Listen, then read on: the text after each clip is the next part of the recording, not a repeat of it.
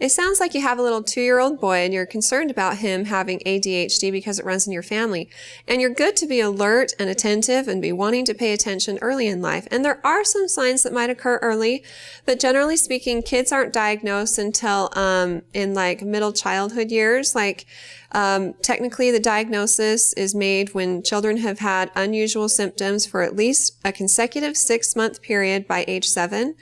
And they start to pay attention if kids between the ages of 4 and 5 are consistently showing concerning behavior. But again, it's usually made later in life. The American Academy of Pediatrics does outline some normal behaviors and some abnormal behaviors. And so I'm going to list those off for you now. In early childhood, preschool and early school years, behavior that's normal is the child runs in circles, doesn't stop to rest, they may bang into objects or people. That sounds familiar to all parents. If a child might have some kind of hyperactivity disorder, the child will frequently run into people or knock things down during play, get injured frequently, and not want to sit for stories or games. The presence of ADHD might cause kids to run through the house, jump and climb excessively, and not sit to eat or read, and is often into things. So again, this is probably normal for a toddler, but not as normal for a child who is like 4, 5, 6.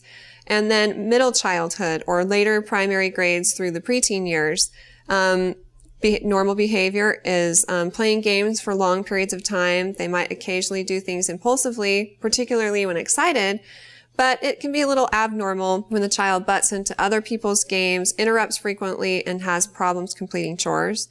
And the presence of ADHD might be there if the child is often talking and interrupting, can't sit still at mealtimes, is fidgety while watching television, makes noise that is disruptive, or grabs toys and objects from other people. So those are just a few things to watch for, but because it's in your family, it would be best to bring up any concerns that you have with the pediatrician, and they can decide if it's okay to just continue monitoring at this point, or if it's something that warrants further investigation or treatment. If you have any other questions for me, feel free to ask them on our Facebook page at facebook.com/Intermountain Moms, and recommend us to your friends and family too.